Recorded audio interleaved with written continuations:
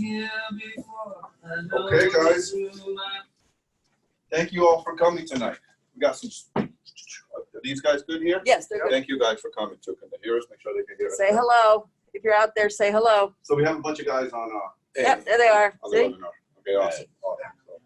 Thank you guys for all being here tonight. You being here tonight is a testament of your commitment to your business. I know many of you are coming from faraway places, New York, New Jersey, Scranton, and different areas. And I honor and respect you for that, for being here tonight. Thank you, guys. So we're going to get started in just a moment here. We have some really good, you don't have to put it here. Put it this way. Sure. I'll go this way. Yeah, we have some really good content for you guys tonight. We have Tony from First Keystone Community Bank. And we have Joann, all right? Those of you that have been investing for more than a day know that, so these guys can hear us. Know that those two are key, those are two key important people in your business, right? Title and finance. There are some things happening in the market. I'm going to talk about that a little bit today, about there's a crisis that is looming, and we probably should be ready for that. And you should start thinking about the opportunities that crisis is going to bring. Yes? Yes. All right. So how many of you are here to learn some strategies that's going to help you grow and improve your real estate business? Let me see. Show me your hand. There you go. Everyone here. Well, we're going to do that tonight, right? How many of you would like to see, hear, feel, and know the necessary mindset to get you to the next level, right? Because this game, like anything else, anything you're going to succeed at is 80% mindset, 20% skill set, right? You got to manage your mindset. You got to manage the voice and the conversations that you have in your head. Being that I'm going to spend the next few minutes with you here, and I'm going to try to be quick because I got to get Tony up here to give you some content. Is it okay if I tell you guys a little bit about me really quick? Is that okay? Yes. Perfect.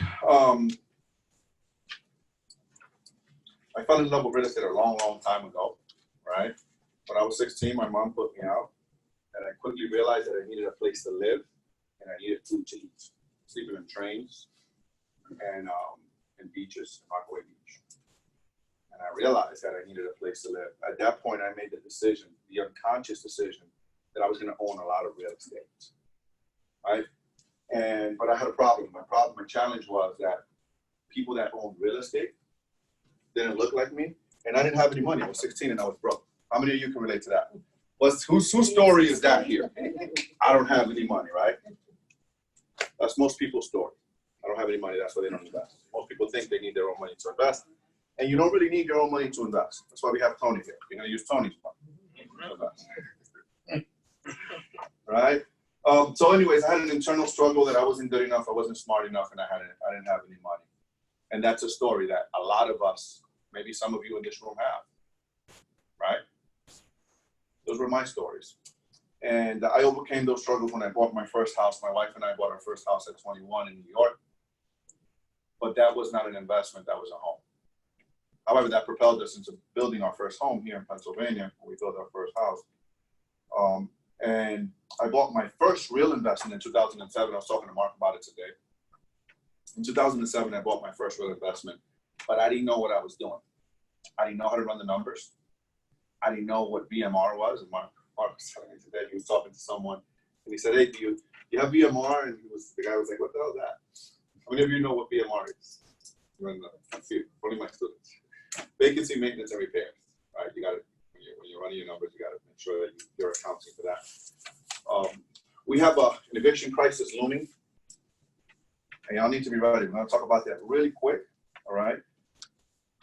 So, anyways, I had an epiphany. And that epiphany was that I needed a mentor, I needed a coach, I needed to learn this stuff. Because I was seeing guys killing it, and they had a full-time job, and they had a huge portfolio, and I was one asset. I bought my first asset in 2007, and a year later I was in the water.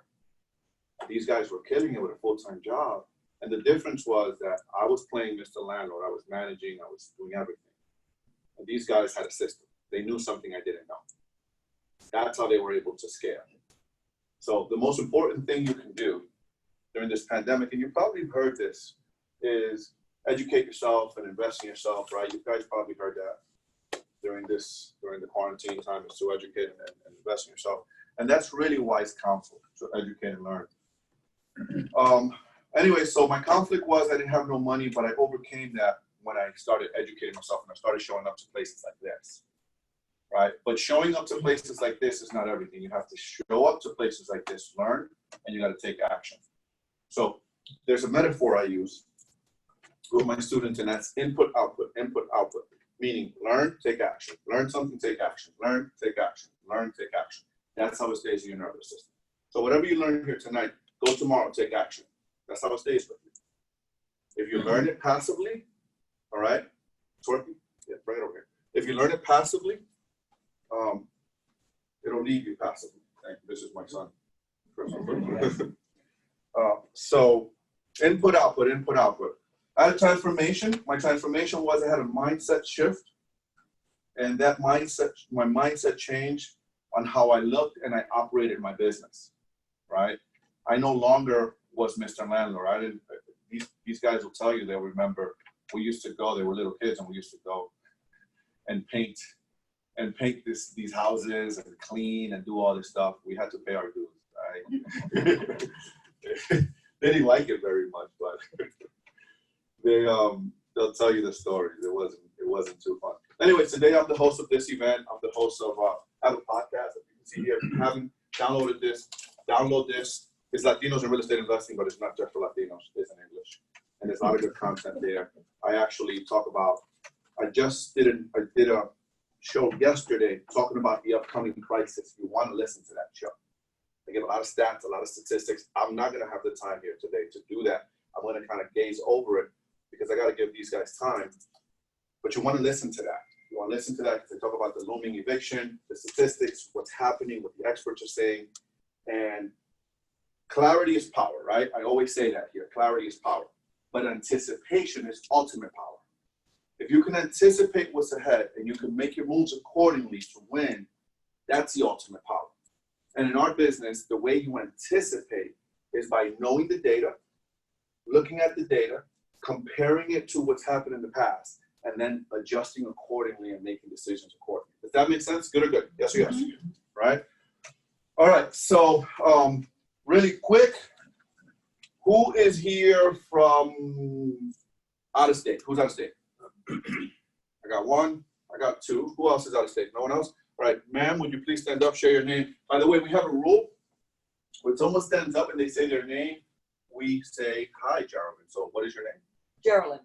Hi, Geraldine. G. Okay, so G, where are you from? I am from Byram, New Jersey, which is near Sparta in Sussex County, about 35, 40 minutes away. Awesome. Thank you for coming. Thank you for showing up. Let's give them a hand. My dear, what is your name? Hello, everyone. My name is Joann. Hi, Joann. I'm from Far Rockaway, New York. That's far. Very far. Thank you for coming. Thank you. Let's give her a hand. Okay, who is not from Charlottesville? Raise your hand. We got Eric here. Eric, please stand up. What is your name, sir? Yep, my name is Eric Milano. Hello, everyone. Hi, Eric. Bethlehem, Pennsylvania. Thank you for coming. That's right up the road. Thank you. I have Mike. Let's give him a hand. Mike and Lindsay. No, I want to hear him say his name. He says his name right. Yeah, my name is French. I'm French, so my name is Miguel. Hi, Mike. My wife and I, thank you. My wife and I live in Dallas, Pennsylvania. Thank you guys for coming. Thank you. These guys are awesome, by the way. These guys are investors. They have a portfolio that you want to meet them. You want to connect with them when you guys have some time. All right, and we have a small enough crowd. Why don't you guys tell us where you're from, Rob and Baran? Stand up. I'm Robert. I'm from Hi, Rob. far away from here in Stroudsburg. Yeah, really far. And it's my wife, Ron. Thank you for coming, guys. All right, let's give everyone a hand, guys. Thank you for showing up. Really quick, I want to share a quick story with you. Before I do that, I want to bring up Mark and Victor. Without these guys, I couldn't make this happen. These are the two co-organizers. Let's give them a hand. Let them get introduce themselves really quick. Hey guys, I'm Victor. Hi, Victor. I'm the owner of Video Homes. I'm a real estate investor. I also do construction with my father. He owns Renovations LLC, and I co-host this meeting. Right now, I'm looking for multifamily property. I'm looking to scale. So if you know of anybody selling multifamily homes, I would love 16 units enough, but you know, whatever you have, so give it to me and I'll give you my card. All right. Thank you. All right. Get my hand. I'm Mark Florentine. I'm Managing Director of Doorway Homes.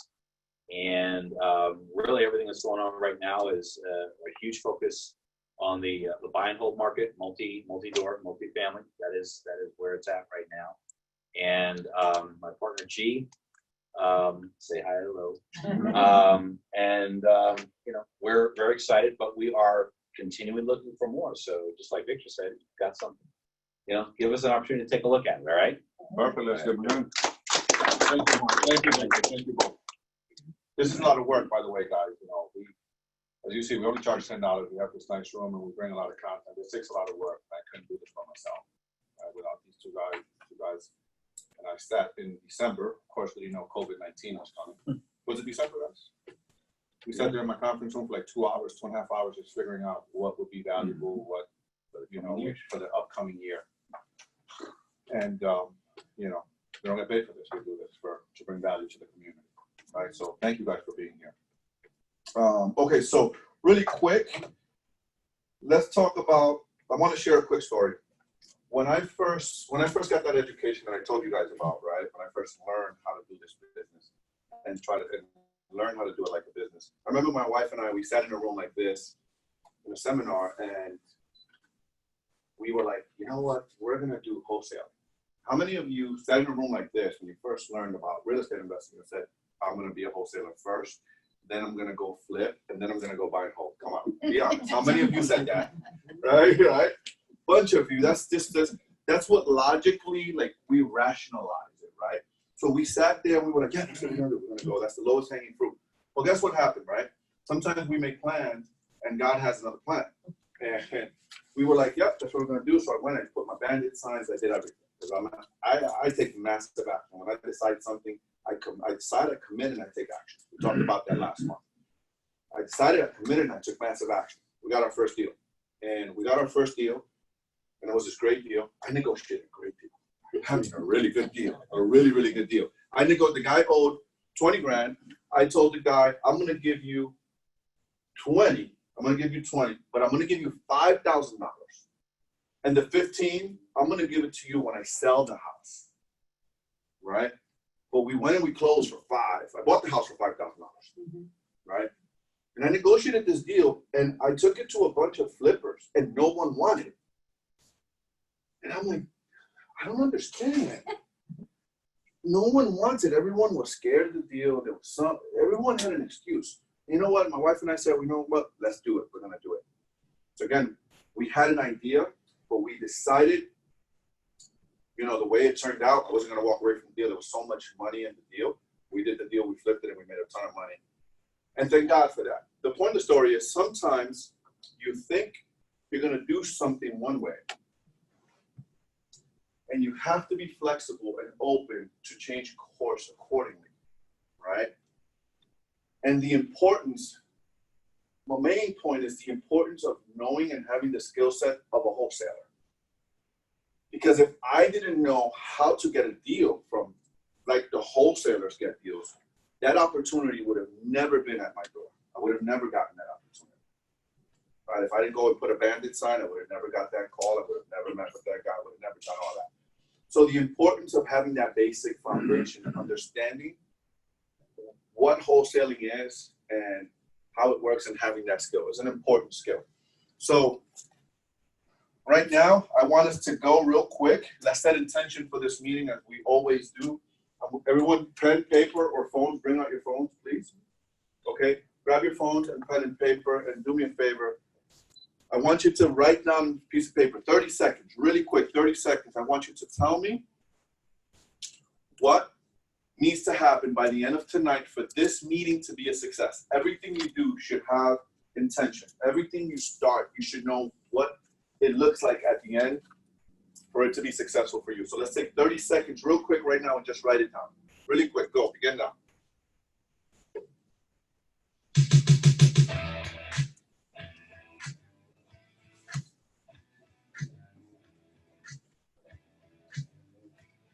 You two guys. We're getting action. Yep, you two guys. What do you need to hear today? What do you need to see? What do you need to meet? What needs to happen by the end of tonight for you guys, for this meeting to be a success for you? Okay? Intention, intention, intention. Set intention. 10 seconds. 10 seconds. 10 seconds. 10 seconds. 10 seconds. Okay, 5. All right. Everyone, please stand up. Do me a favor. Turn to whoever's next to you. Give them a high five. Say, I'm ready, baby. Okay, find a partner. Find someone you don't know. Guys, find someone you don't know and partner up really quick. Find someone you don't know. You haven't met. Someone you haven't met. Okay, so now pick someone. A's, guys, A's, raise your hand. If you don't have a partner, just get in a 3. Get in a 3 with someone. Okay? A's. Someone be A. Raise your hand, whoever. Quick. A's, raise your hand. Guys, up here. Take your finger, point to B. Say B, you go first. Go share. You got 1 minute. 1 minute. 1 minute. Share what you just wrote. Okay, so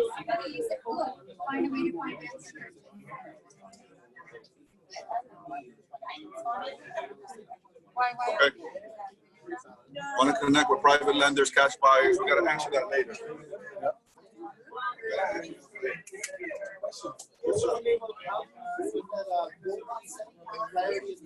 Clarity is power. Anticipation is power.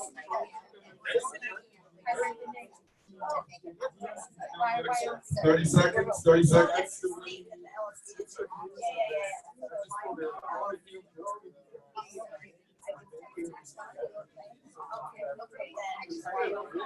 Okay.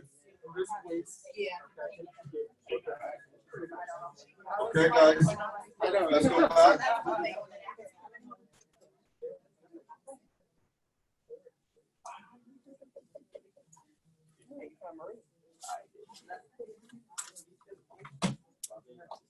Okay. Perfect. So, who wants to share what they just wrote down? Go with Eric first, and then I'm going to go with Ron. So I put build more relationships in Monroe County, which is this county, with In the right place. financial advisors or real estate entrepreneurs. Perfect. Let's give Eric a hand. I'm going to go with Veronica. Name? Name? Veronica. Hi, Veronica. Find a way to finance purchase. Find a way to finance purchase. That's right wrong. Let's give him a hand. One more, Mike, and then we'll go to Cassandra.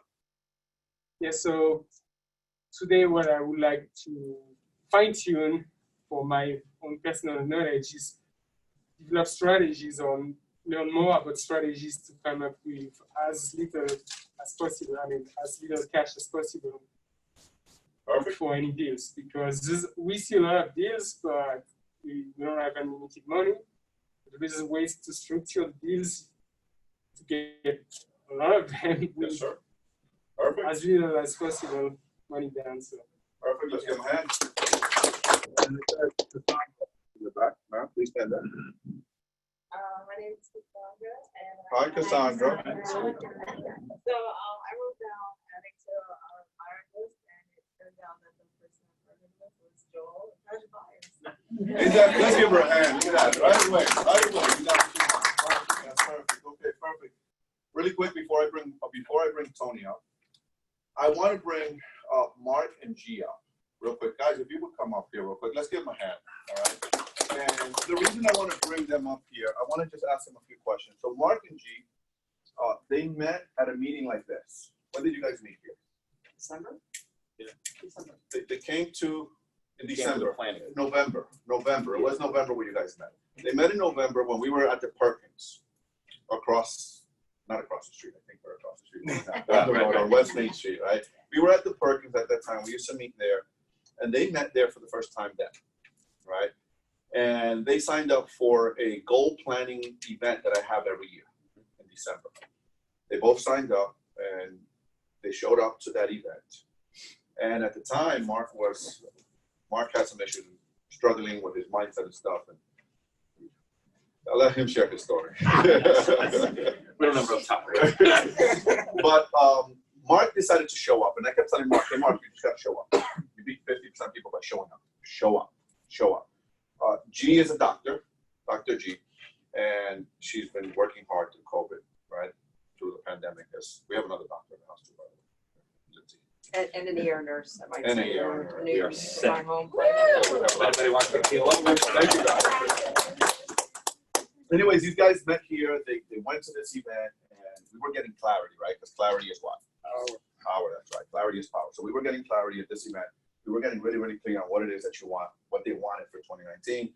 And one didn't have money, the other one didn't have time, and they did one of those things that we just did, those group shares. And all of a sudden, magic happened. They were like, "No, we can work together." And I'll let you guys share your story, because that was back in December. They made a decision, hey, we're going to team up, and we're going to make things happen. And they just closed their very first deal 2 weeks ago. Let's give them a hand for that. No, or 3. 2 or 3 weeks. Yeah. So I want you guys to go ahead and tell them a little bit about your story real quick. 3 or 5 minutes. We gotta get Tony up here. Just tell them a little bit about how that whole thing happened, what happened, how you guys came together, and all of that. So, like you said, we were at that planning event and it was really kind of wrapping it up. And, G said, this is something she wants to do, but the time was the issue. And I'm like, well, wait a minute, I can help you with that. And so we ended up, like you say, coming together as partners. Mark had a lot of more flexible time. Yeah. And he had a lot of experience with real estate. I had a lot of interest and very good credit and access to funds. Capital. Don't have a ton of money myself. I don't have a lot of money myself. Sure, access to I really capital. have a lot to invest. But, and then we both had a lot of similar life experiences, actually, Yeah. with regards to business problems in the past, or, even family situations. So we had very similar values, and we just kind of. And we're both Italian. And we're both Italian. So then we just kind of came together on this. What kind of property is it? So this is so what we did was we found on LoopNet, of all places, which there's a chunk. The graveyard. The graveyard. We found it in the graveyard. Supposedly, that's where deals go to die. A broken clock is right twice a day. Yeah. That's all I got to say. Absolutely. And so we found it on LoopNet, and initially we reached out. G actually reached out, and they said no, we just got an offer. And then the next morning was like, no, that offer's no good. And made conversation, went over, looked at it, made him an offer, and it's a 2-door, and it's in Edwardsville. And come to find out too, it was Section 8, so It was cash flowing. it was cash flowing. Cash flowing property they bought. It's a cash flowing property. Wow. It is occupied. It is cash flowing, and so now we're going through the whole process of stabilizing it. A couple things need to be done here and there. Just put some steps on it that need to be done, and G's working on the refinancing. And It was a really good deal to yeah. begin with. Then Mark talked them down considerably. Yeah. And the fellow really needed to sell. Yeah. The owner was kind of in a bind and he really needed to sell. The It point. just all came together perfectly. Like we've been Yeah. struggling with so many different properties over the last several months. And all through COVID, like I got dragged back into the hospital and he was doing all the work for a while, and I would just stick my head up once in a while and go, "Oh my God, are you okay?" He's like, "Yeah, keep moving." It's all good. Me and Just keep Marie were healing. sweating it out over it, dude. And then it just all of a sudden, this one didn't work out, that one didn't work out, this one just kind of came together. Boom. Yeah. And we were like, "Oh my God, we're closing! Oh my God, we have a closing date!" And then it just happened. Real quick, We made it happen. the reason I have them up here is because maybe some of you don't have any deals yet, right? And maybe some of you can't relate to me, or you can't relate to Michael and Lindsay. Right? I got 20-something doors. You can't relate to someone like me or these guys that have a bunch of doors, right? But these guys just closed the deal. You can relate to them, right? That you can. I know you can, right? what was the difference, right? What was the difference for you, Mark, prior to when you guys decided to bring me onto your team, when you guys became a team and decided to bring me onto your team? What was the difference that got you to execute? Well, and you know this, I was getting in the way of myself. I was really, really focusing on what the deficiency was that I could not get through. And then, as Martin said it, when we were at that meeting, I got resourceful and I stepped up and I said, hey, I can help you with this, knowing full well that she would be able to. You know, we talked, it made perfect sense, and here we are.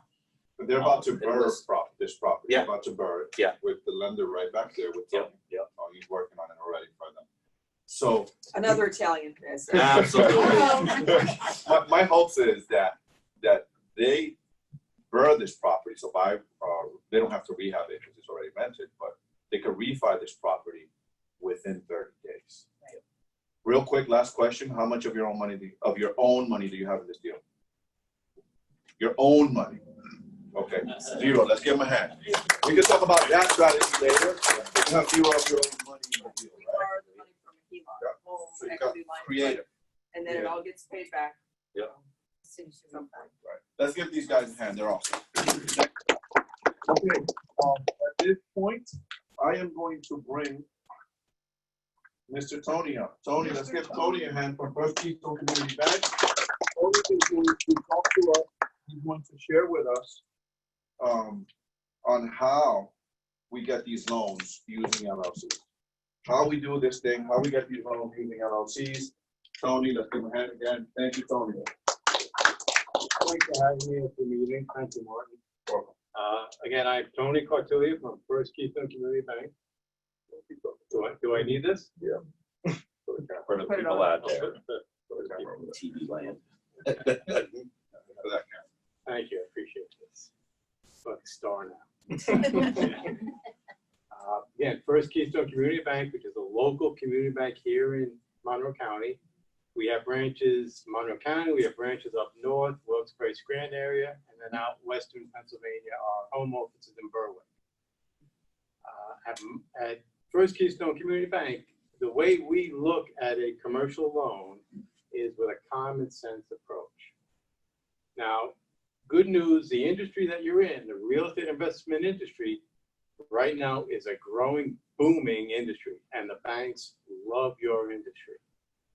It is, even through COVID, your industry has done fantastic. At First Keystone, like most banks, we look at the 3 C's in lending. One of them is credit score, which the bank likes our lenders, or borrowers, excuse me, to have a 640 credit score or better. Second is cash flow. We look for a 1.2 ratio, which means for every dollar of debt or expense, there is $1.20 coming in of income. And we look at collateral. For a non-owner occupied building, we'll loan up to 75% of the sales price or the appraisal, depending on which number is lower. And if it is owner occupied, we'll loan up to 80%. Also, there is a 4th C that we look at, character. We look at the character of the people that we're dealing with. We are a relationship bank, not a transition bank, or transaction bank, excuse me. So we want good, strong relationships to grow our business with your business. We'll loan to purchase the building.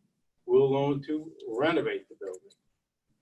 If you, as in Mark and G's case, if you own a building, we will refinance that building for you if you're looking to get cash out. We will come to see the building. We'll come look at the site. If the sales price is less than $250,000 or the loan is less than $250,000, in most cases, we don't even order an appraisal. If you already own it and you're refinancing it, in most cases, we'll just do a property search and we won't ask for title insurance. We are looking to make deals, we're looking to help you, and we're looking to help you structure a loan that's best for your needs and make it easy for you.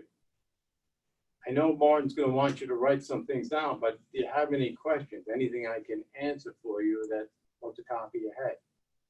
Yes. Did you say no appraisal if less than $250,000 or? Well, underwrite, yes. If it's under $250,000, we can do what's called an internal evaluation, where I will come out, take a look at the property, run some comps, take some pictures, and send an internal evaluation to the credit department. The credit department, even though if it's under $250,000, they could say, no, we definitely want an appraisal. So it kind of falls on them whether they're going to accept the internal evaluation or an appraisal. But in a lot of cases, I'll try to go with internal evaluation just to save you some money and also to save some time. I've left some cards in the back. I've left some flyers. If you, please take my information. If you have questions, not even a deal, just questions about financing, call me. I'm more than happy to talk through situations with you, even if you're not ready now, but so that you know in the future what to look for or how maybe you should handle or structure something. I'm more than happy to help.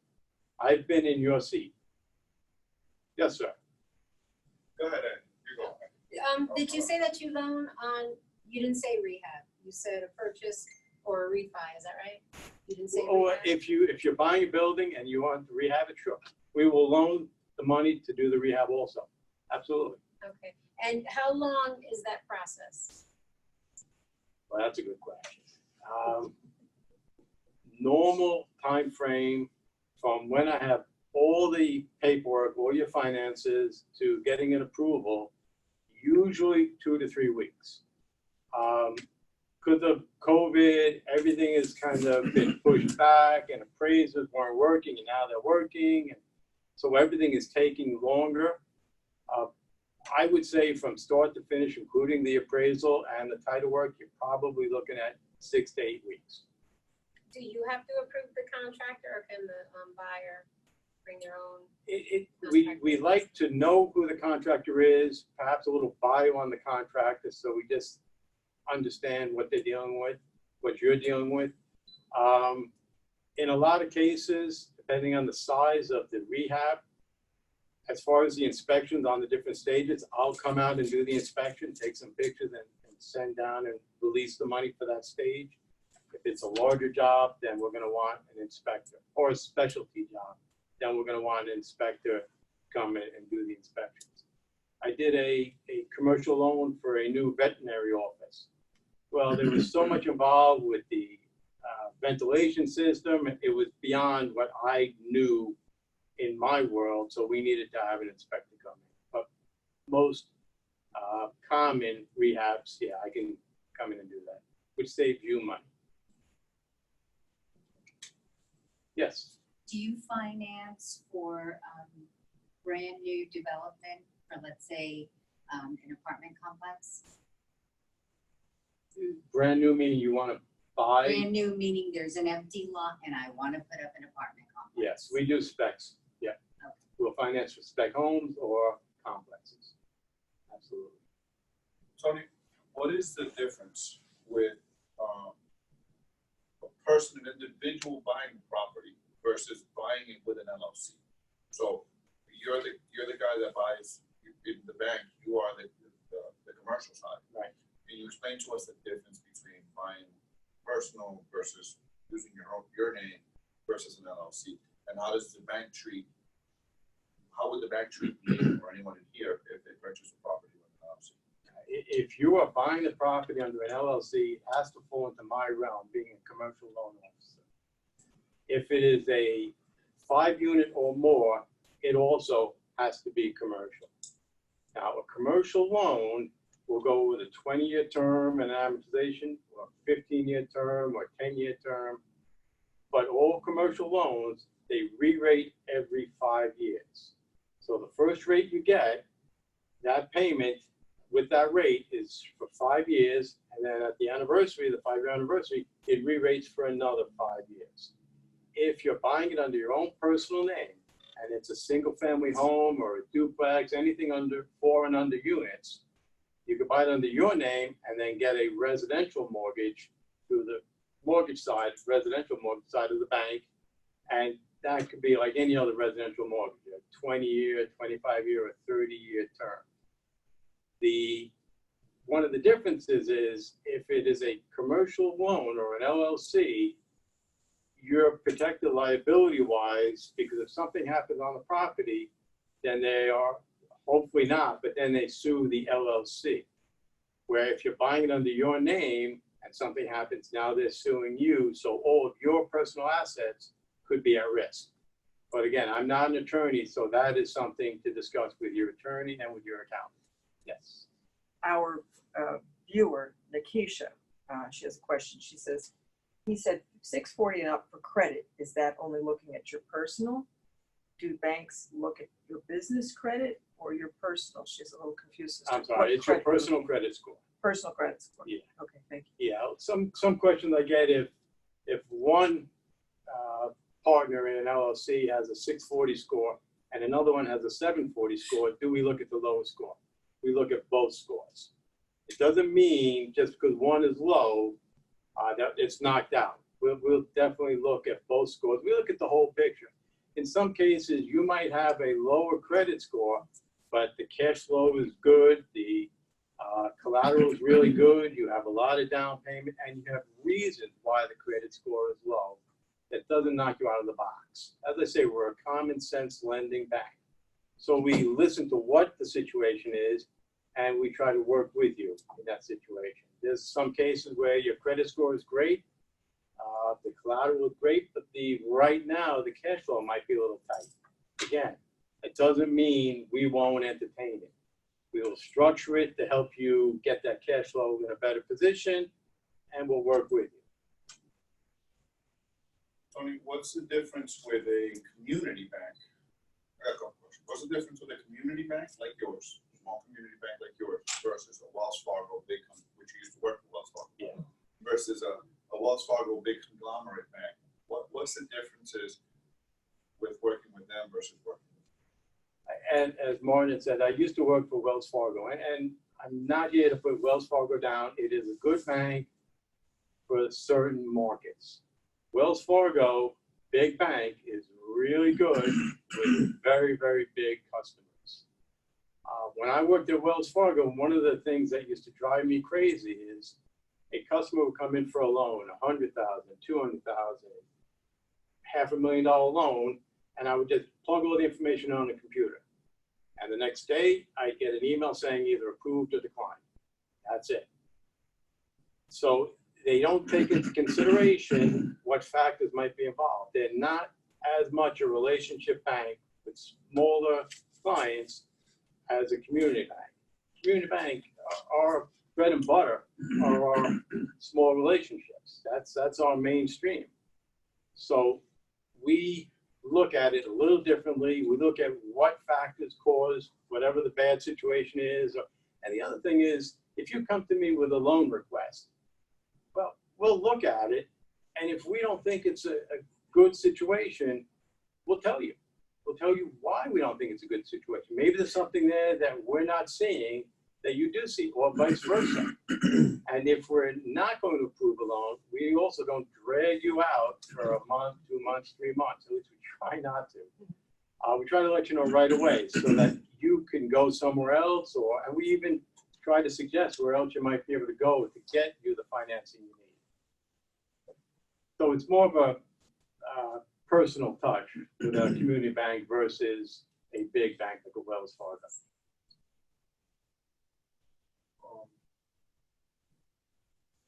So we have a question here.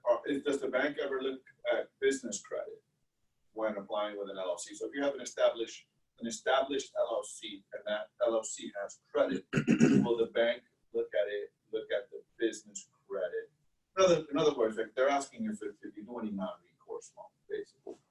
If you guys don't know what a non-recourse loan means, it means it's totally, the LLC is totally responsible for the loan. You're not personally liable for it. You're not backing the loan, just the LLC. So I guess that's the question. As far as non-recourse loans, no, the bank does not look at any non-recourse loans. the attitude, which is not policy, but it's the attitude, is if you do not feel strong enough about the loan, about the business, to guarantee it, take that risk, then why should we take the risk? So some banks do it. Just to answer that question, G, some banks do it. But you need to have a certain level of experience. You need to have a certain level of liquidity and net worth. So it's not for everyone. It's not that easy to get a non-recourse loan, even with the big guys that do it. Most of the time, the way you break into that is you find someone, you partner up with someone that has that net worth. Because it's net worth requirements. You partner up with someone that has a net worth. You partner up with someone that has the experience. You get your name on that as an LP, as a limited partner. It's a little bit more complicated than what we're talking about right now. You get your name on that as a limited partner. So then you add that to your resume, and then you can go to those few lenders out there that do the non-recourse loan. But it's not that easy to get a non-recourse loan. You need a certain level of experience. Yeah, and you need to be at a certain level as far as income, net worth, and liquidity. Yeah. So my next question is, Tony, how has the bank changed or adapted with COVID? Has the bank tightened up its reins? Is the bank's appetite wanting more real estate? Where is the bank right now in terms of what's happening in the world? Yeah, there are certain industries that have made the bank a little bit more cautious because of COVID. One industry in particular is bars. And I'm not saying that a bar is a bad business or not a money-making business, but as a bank, it's really tough to judge what's going to happen in the future with a bar with COVID out there. Is the governor going to close those bars? And if it closes those bars, then what happens to the income flow for the owner, and then, of course, the income flow to the bank for our loan? So bars, hotels, we've done a lot of hotel loans. Right now, the bank is very cautious with hotel loans. Same thing. One of my clients owns 6 hotels. Her hotels, the one that I have a loan in New Jersey, was running at 75 to 80% occupancy. She's 7 to 10% occupancy right now. It's difficult. It's a conversation I have with her on a weekly basis now, just to make sure everything's okay. Fortunately, she's got 5 other hotels that are running at 45% vacancy. That's helping keep the hotel that I loaned afloat. So hotels right now, the bank is leery on. Bars, restaurants. In a lot of cases, though, if you're buying a building and there is a restaurant on the bottom floor, usually there's apartments above.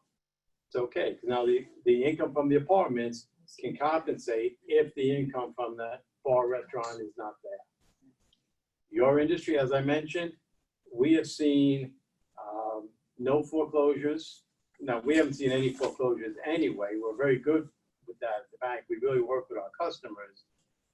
But we haven't had clients come to us say that tenants aren't making their payments and losing tenants. So it's been a very strong industry. So we are definitely looking to loan money to your industry, to real estate investment. I had another question, sir. So we have a looming eviction crisis right now, is what some of the experts are saying. So when you look at the statistics, in July, 32%, according to some statistics, 32% of renters and mortgage holders didn't pay rent. That hasn't been my experience, so and I reject that for everyone in this room. Okay. However, I'm just going by the statistics nationwide. 32% haven't paid their full rent or have asked for some sort of forbearance in their mortgage. When you're considering that, right? When we look at those statistics as investors, it's obvious, right? As these cities start to lift the eviction ban, right? For instance, in Baltimore, you can't file for eviction until August 31st. I interviewed a guy on my podcast, a PM from Baltimore. He said you cannot evict people until August 31st, right, guys? So watch this. You can't evict someone until August 31st. Now you're gonna get an influx of evictions, right? Influx on September 1. Influx. So your court date's gonna be at least 8 weeks out, 6 to 8 weeks out. So you're in October, September, October, right? And in Baltimore, for instance, you cannot evict. They frown. The court system frown on putting people out in the winter. One of those very liberal cities. They frown on putting people out in the winter. So an investor could potentially be from March to March not getting payments. That's brutal for an investor. So there's going to be opportunities. There's going to be opportunities for us there, for those of us that are ready. Well, if that happens, we don't know what the government's going to do. Of course, the government, they have a bill ready they're going to give us more money, more free money is coming out. We don't know what they're going to do in terms of that aspect. We're also estimating 250,000 new homeless Americans are estimated in this crisis. Yes, in the next 6 to 12 months. That's what some of the experts are saying. So my question is, if I know this data, I know the bank knows this data. I know that for a fact, right? So where is the bank? How is the bank looking at that? Is the bank planning on getting any more conservative, or is the bank just solely looking at its book, keeping its principles, and continuing to do what has worked and underwrite the deals the way they have done it so thus far, which has obviously been successful? Yeah, we as the bank, we have not seen this with our customers. There are 9 commercial loan customers at the bank, and we stay in touch with our customers on a weekly basis, daily basis, monthly, depends on the situations. I have not had a customer come to me and tell me that they're losing their tenants or their tenants are not paying them and they can't evict them. That has not been an issue. So as the bank is concerned, and none of my coworkers on my team have had that problem. And this is something we share with management and with the CEO and head of credit. So we've always been conservative with how we look at our clients. Because again, we want to build strong relationships. We're not any more tighter in your industry than we were before COVID. Now, what we've done for customers that are having trouble making their payments, not in your industry, but as a bank, we've modified their loans where we'll go 6 months interest only payments or 9 month interest only payments to help them. The hotel I referenced earlier, we went 3 months, no principal interest payments at all. And now we're going to go 6 months interest only because that's what she wants. Listen, we don't want to own your buildings. So we will work with you any way we can to help you get through the situation, whatever the situation is. That's what we're there for. We're there to help you. We're a partner with you in your building, but we don't want to own it. And we don't want you to get destroyed either. It doesn't help you, it doesn't help us. If you're successful, we're successful. And so we're not tightening up. We're remaining as conservative as we were and doing them case by case basis. So you brought a good point, Tony. To me, I'm speaking as an investor myself. To me, I look at that common sense is vital to me and my team as an investor to have a bank like that I can just pick up the phone. It's not a Wells Fargo. It's not like, SLS service. There's my home mortgage. Can't get them to call me back. I can't even get anyone to turn to my call, right? So they're using the excuse of COVID. But it's valuable to me to be able to pick up the phone and say, hey, Tony, what's going on? Hey, Tony, this is what's happening in my world. Hey, Tony, this is what's happening with this particular property. And they can use common sense because they're a relational bank. And that's valuable, guys. That's valuable. Another thing that I would recommend is, as Tony, see, the thing is, Tony as a bank has much more experience than all of us in here together, right? We agree on that?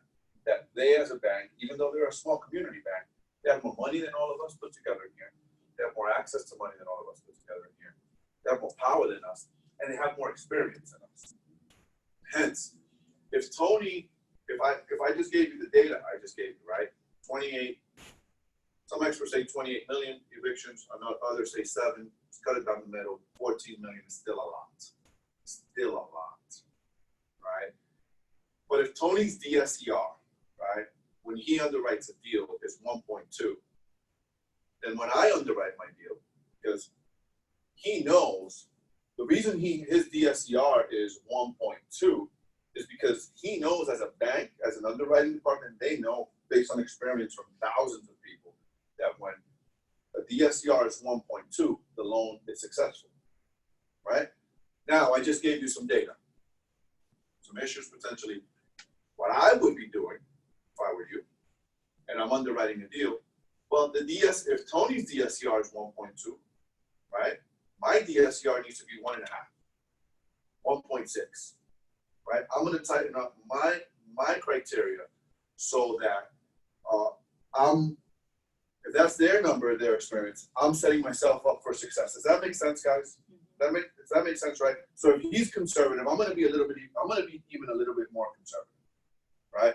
If Tony requires a 640 credit score, I want to make sure that my credit score is a 700, right? Of which we have Eric here. Eric is going to be our speaker next month. Eric is a credit repair guy. You guys want to be back here, right here, Eric here. And you know, we need to be planning for this stuff because there's going to be opportunities. We're going to talk about that. But I wanted to share that, Tony, because you guys are conservative, and I appreciate that. I appreciate that you guys are conservative. I appreciate the common sense approach that you guys take. Like you called me this morning. We were talking about one of my deals. Yeah. You emailed me, and I was like, no, this the reason for this is this. You know, he said the DSCR was 0.7. I was like, I never do a deal with the DSCR that low. So he knew right away because he knows how I underwrite my deals. He knew that something was off. That's the debt service coverage ratio. Talking about it. Yeah, what the debt service coverage ratio is, as I said, for every dollar of expense, we like to see that you have $1.20 of income coming in to cover that expense. And that's conservative. In Martin's case, he's saying you should have $1.50 or $1.60 coming in to cover that dollar of expense. That only protects you better. So when you're looking at the cash flow of a deal, and when we as a bank look at the cash flow of the deal, we look at how much money is the building cash flowing to you. We add that to how much money are you bringing in from all your sources of income to come up with the DSCR. And so we like to see if the building is cash flowing enough to cover the expenses, and then globally, your money and all your income and the building's cash flow, what's that debt service coverage ratio also? And if both of them are over 1.2, that's a good thing for you and a good thing for the bank. The bank, we're a $1 billion bank, which means our credit limit, we can loan 12 to 13 million for one relationship. The board is comfortable at $8.5 to $9 million per relationship. But even that, the hotel I'm talking about is a $9.8 million deal. So even at that, the board was able to see that it was a strong enough deal to go above where their comfort level is. That's the common sense approach even our board has. Any deal under 2.5 million, I don't have to bring it to the board. You can go to a committee. Any deal under $500,000, if there's no policy issues on it, it could be approved just by a manager, credit manager. So, and that turns deals around quicker. So what I'd like to do at this point, Tony, is guys, do me a favor, we're going to take 30 seconds really quick because I want to bring Joann up. I want you to take 30 seconds with all of this content and all of this information that Tony just shared. I want you to write down in a piece of paper, I'm going to give you a minute actually.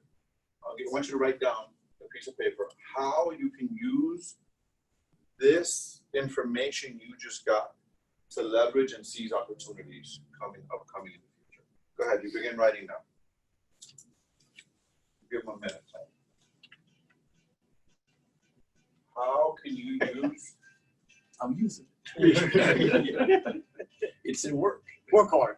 Listen, based on what you said, Keisha, I just love it. This thing is like, I'm trying to do a CR, the thing is like a gift to you. It's COVID. I know. Everything takes longer. How can you use this information? Unfortunately, that's really what happens. Everything is. Is this good or good, guys? Good, right? About the PPP forgiveness. Oh, I know. 30 seconds, guys. 30 seconds. 30 seconds. 30 seconds. G, do we have any questions on that?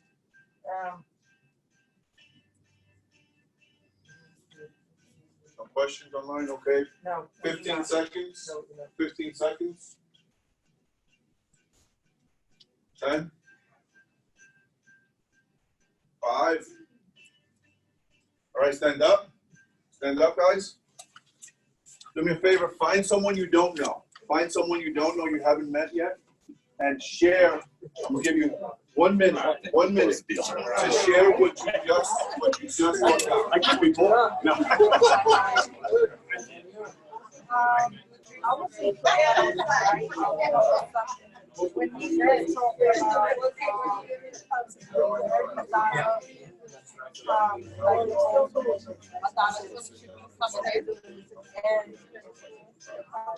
an idea popped up, and I might be right, but I said,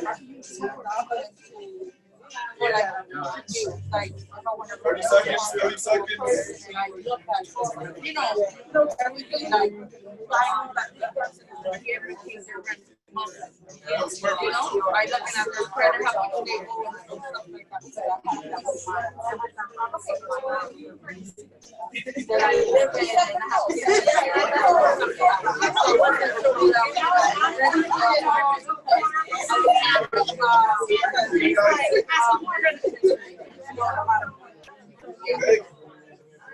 yeah.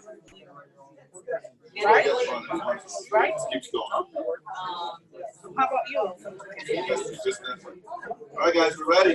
You guys will have time to network in a few minutes. I promise. Let you guys hang out all you want. A few moments. Okay, so, was that good or good, guys? Yeah. All right. All right, who wants to share? Who wants to share what they wrote down? Who wants to go first? Come on, Rachel, Eric. I just put it was great. Oh, yep, I'm sorry. Eric again. Hi, Eric. So, great referral source for clients, you know, especially having that kind of relationship. Every time someone can get to a 640, which isn't relatively hard, you know, it's some minor tweaks, we can get somebody to 640, 660 easily. So, good referral source for me. Excellent, let's give him a hand. Thank you, Eric. G, why don't you read a couple of the people, some of the people from the webinar said what? What you read it? Who said it and what they said? So Michelle Garcia says, I now know I have someone that will sit down and talk with me and help me choose the best financial path for my investments. Perfect. Let's give Michelle a hand. Michelle, thank you. And Nikisha Frederick says, I can now map out my real estate purchases realistically. Perfect. Let's give her a hand. Nikisha said something really, really valuable, right? Guys, so when I buy a property, right? Let's say I'm buying this property, right?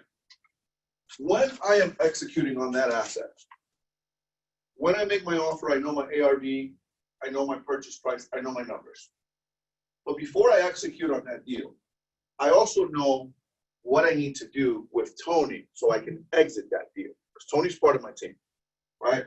So I'm getting private money or hard money on this deal to execute on this deal. But I'm looking at the whole landscape. I'm not just focusing on the deal. I'm looking at everything. As I'm negotiating this deal, I'm on the phone with Tony saying, Tony, you know, Tony, we do this all the time. I'm saying, hey, Tony, here's the deal I got. Here's what I'm going to do.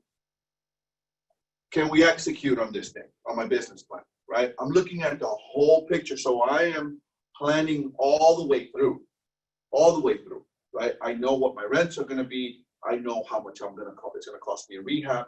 I know what my ARV is going to be. I know what 75% of that is with Tony already. So all of my numbers are mapped out and I don't have any surprises. Now, what that does is when you know your numbers, that brings down the fear. that eliminates, it takes down some of the fear, right? It takes some of the unknowns out, because you know your numbers. You know exactly what you're doing. I know this is worth this. I know this is worth that. If this happens, I can do this. That happens, I can do this. And I know with Tony that I can do this. But because I've already worked with Eric and my credit score is ready, so I'm ready with my credit. My credit's ready. The asset is ready. The asset makes sense. I know how he plays. I know how to run this playbook. Does that make sense? Mm-hmm. So she said something really key, which is she now knows how to run the whole playbook. Any other questions for Tony before we bring up Joann? Yes, sir. Yes, so Tony, we had a discussion recently where on the deal we would have a partial seller financing, and you actually came up with, we were trying to do a full and you came up with a partial. Mm-hmm. So my question to you, are you ready to do a 75-25 so we don't bring money down?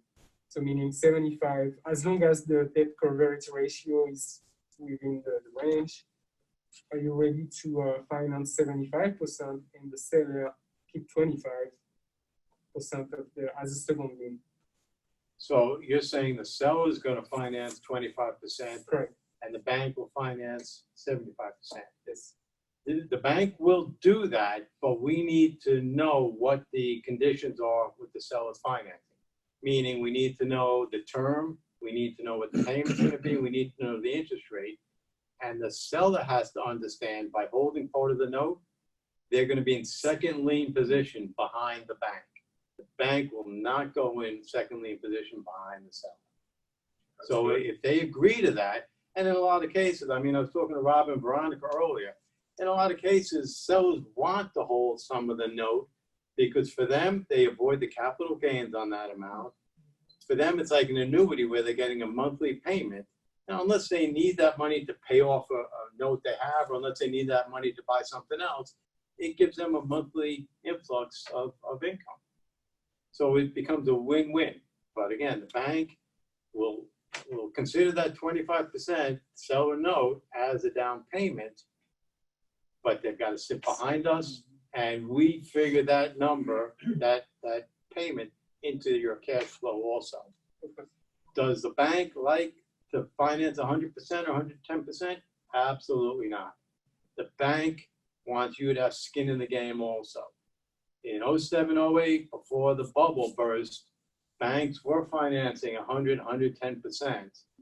And then when everything went bad, customers were going to the banks, dropping off the keys and saying, "There's your house, see you later."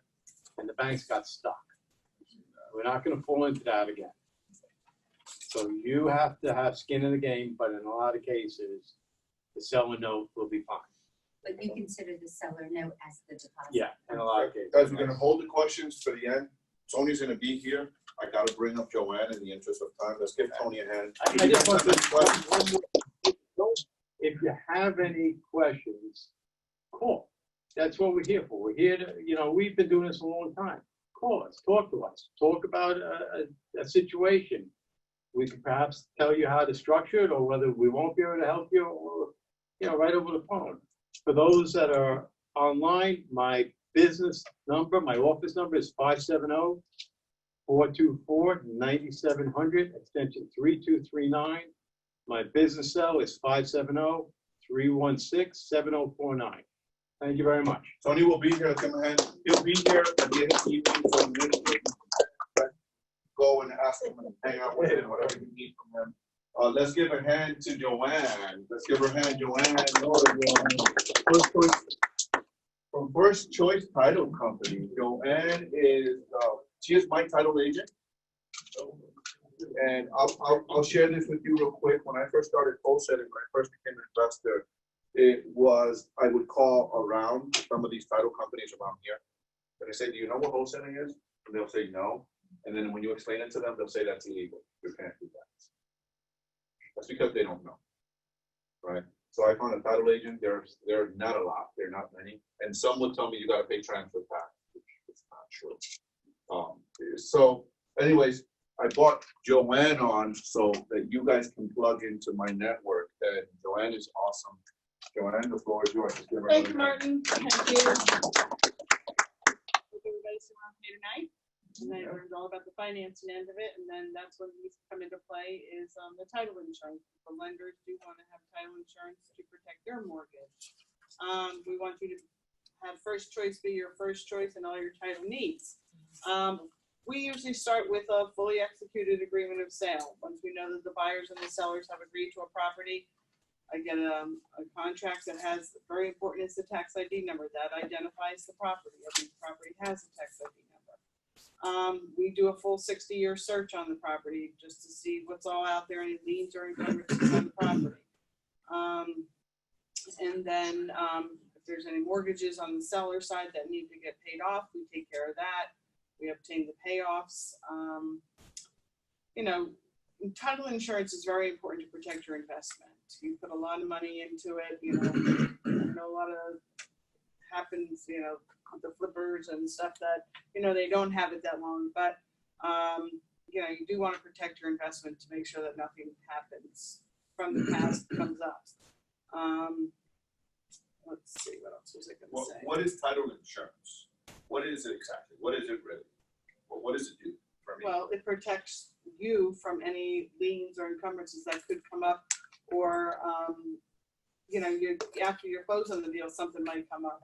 Somebody might have owed somebody else money and they put a lien on the property and the guy never even knew it, and he sold the property and maybe a searcher didn't find it or something, and then somebody comes knocking on your door and says, hey, I have a $20,000 lien on this property. It does happen. Sometimes it happens like the day before closing. Somebody says, "Ooh, he's going to closing tomorrow. Let's get a lien on that." And we did our bring down 2 days ago or something. That's why you should always try and do a bring down the day of closing or the day before closing to see that anybody did slip a lien in there. And a lot of these properties maybe might be in a perfect breeding ground for liens to be put on like the day before closing. Somebody wants to get even with somebody, or so to speak, or whatever. But I mean, title insurance, yeah. What is that? Okay. The bring down of title, where they check this, make sure that since we did our search maybe 3 weeks ago, now we're going to closing, we'll do a bring down to make sure that nothing has come within that last 3 weeks prior to closing. So it's like a research. A research, yeah, research, yeah. Yeah. Whatever. And another big one that I wanted to make sure you knew about was inheritance tax. If you hear somebody who died, the minute you die, inheritance tax becomes a lien against you and anything you own. And it's really come to a head in the last couple of years.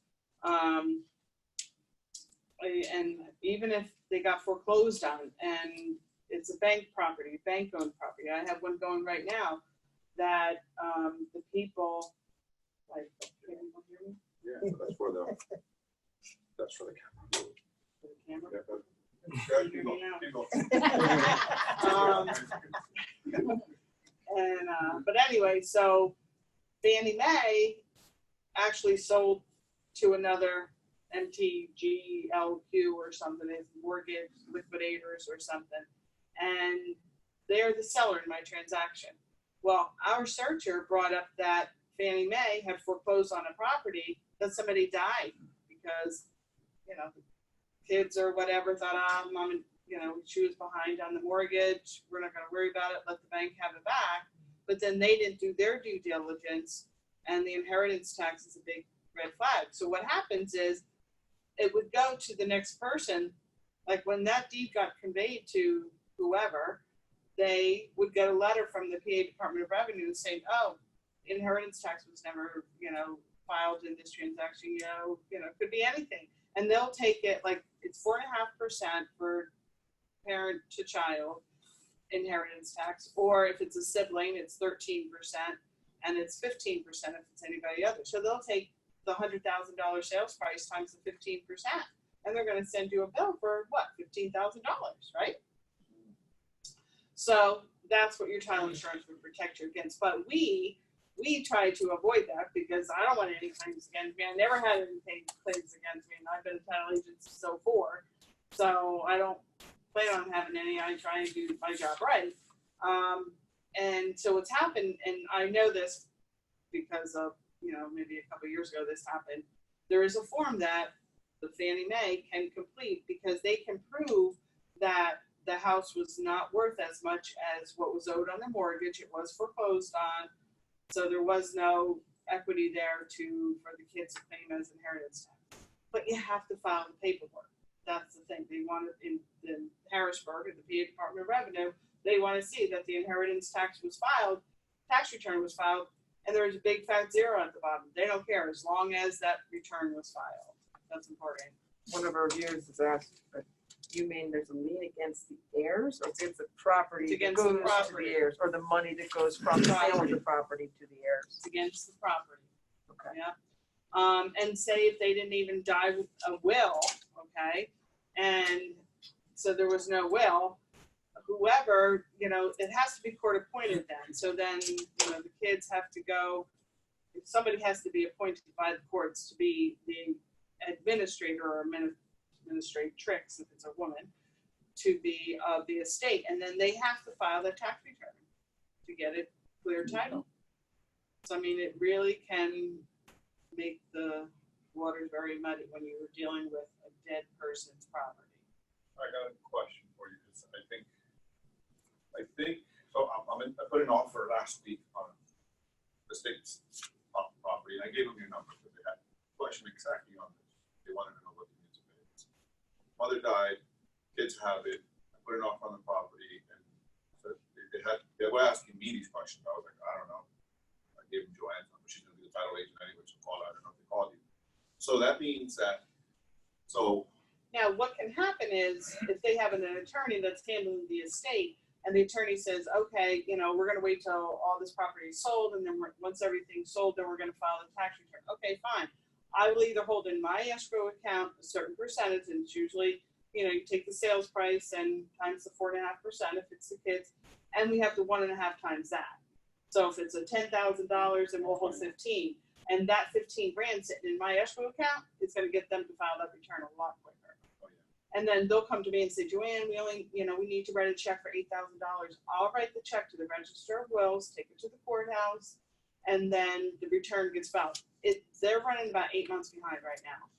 So they'll file the return, and the Department of State will come back, or the Department of Revenue will come back and say, accepted as filed, or it'll say, oh, you owe $22 more, and they'll come back to me and say, we need $22 more, But once they get that final return that says accepted as filed, then I can release what's left in my escrow.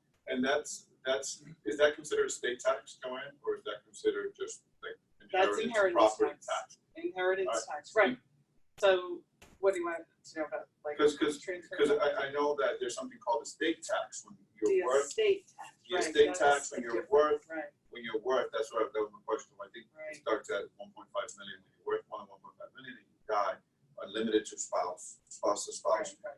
But from one generation to the next, children, they gotta Right. pay, starts at 45% or something like that in estate taxes. 35%, or it goes down as you go up higher. But that has nothing to do with that, right? Because the threshold for that used to be 1.5 million. Now, it doesn't matter. So if I own a home and it's only $100,000, it's only worth $100,000, and that's everything I got, right? That's everything I got, and I'm gone, and now my kids are gonna get that. Doesn't matter. They still have to pay that 4.5%. So what you want to do is on that tax return, okay, so the asset was worth 100,000, but he had that for funeral expenses, he owed something out in, credit cards, or you come down, you get all those expenses as much as, we had a, $1,000 on food after the funeral or whatever, it's just like you get more and more expensive. And then whoever, like the executor or executrix, if there's a will, they can take a fee for handling the estate, so you take a couple $1,000s there or whatever. So then you're down to $20,000, and that's what the kids have to pay the 4.5% on that. It's not the gross. You got a question right there. Yeah. Hi, my question is, so what if I'm the buyer and I'm purchasing a property and it was foreclosed on, but there is an inheritance lien on the home? Does the title company then follow through with, I guess, resolving that issue? How is that? Well, if there's still a lien on it, Then that's a title Yeah. issue, right? Yeah, We can't go forward. wouldn't. Right. Yeah, you wouldn't have. So to be that would entitled. involve you having to reach out to or find whoever is that last family member. And if it was foreclosed on, you know, maybe there wasn't any value, you know, left difference between what was owed and what the value of the property was too. At the time of death. Yeah, at the time of death. But there's still a process there that Right. title will have to Right. resolve Right. before the final Yeah. purchase is Yeah. completed. The lender who foreclosed has to file a form. It's a specific form. I don't know off the top of my head, like an 81 something, 57 or something. But they file that form with the PA Department of Revenue, with the Inheritance Tax Department, and you know they have to get like the appraisal, the note, Right, right. you know, do the assessed So you value can't and prove it, issue- and they'll it's a lien release is what it is. It's Okay. a release of the lien of the inheritance Right. tax. So you can issue like a marketable title Then I until can do that's it. resolved. And I did it. I did all it. And, you know, we closed the deal knowing that, you know, the lender was going to do it. It could take up to 8 months. And we had all the facts there. And lo and behold, in the mail one day, get the release of lien from the inheritance. I'm like, ah! You know, you get all excited. And finally, we get to the. I got another question. I want to just switch gears real quick. When it comes to wholesaling as investors, right? As investors, if I want to I have a contract and I want to assign it to Rob. Right. Rob wants to buy this contract from me. What is best practices? What do you need? Right. There's two different ways. How should we as investors Right. deal with you Right. on that? Well, the way that, you know, we have done it, that's here. There's two different ways. It depends if A, the immediate seller, and you're the middle guy, and then you're selling it to C. Selling my contract is. Okay. So if A knows about C, okay, then B, you're basically getting like a consultation fee. You can't call it commission because you're not a realtor, you can't get the commission, but we call it a consultation fee. And I did this with an attorney. That's why I feel comfortable doing it. The other way would be if C doesn't know about, if A doesn't know about C, you're just A selling it to B, you have to record that transaction, record the deed at the courthouse. The following week, B can sell it to C. Because you just talked about a double But close. That's a double quote, and you would have to pay the transfer Yes. tax. So, I mean, it all depends if, you know, If A you wanna knows disclose about the what C, your and however you guys disclose that. So guys, really quick, Joann, if I may, really quick, you're talking about a double close. You could literally do a double close at the same time. Same time, right? So on my wholesale course, I actually give you guys, there's access to those of you that have access to that course. You have a POF, you have up to $1 million proof of funds you can get of transactional funding. So that actual is real money that you can actually do for a double close. So the way that would look for Joann is, I have Veronica that I got this property on the contract with, right? Veronica now, I have it for $40,000. I'm gonna sell that contract to Rob for $100,000, right? So I'm gonna make $60,000. I don't want Veronica to see what I'm gonna make on her property. I don't want Rob to see what I'm gonna make on her, on this transaction, right? So I would go to my transactional lending source. They would wire the money to Joann. Joann would confirm, because she's a title agent, insured title agent. They would wire the $40,000 for this transaction to her. They instruct Joann, do not release the money until you have the money. Do not release any money to anyone until you have the money from Rob wired to you, right?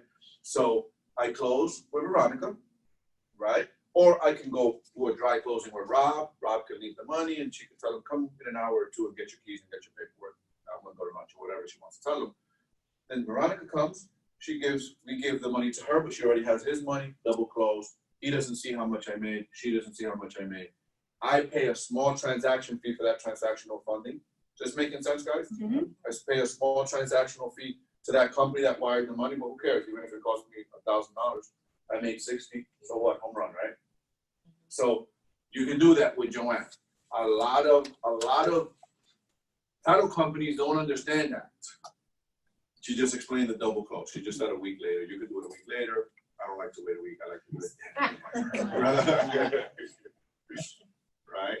Anything else? I'm sorry. I don't know, basically our job is to protect your investment, convey clear title to your buyers, We make sure everything's all paid in full, time of closing, prorate your taxes, dues, whatever. So that the buyer walks away with confidence that he's not gonna have any issues or problems, and if he does, he'll probably have to call me, but we'll get through it and make sure.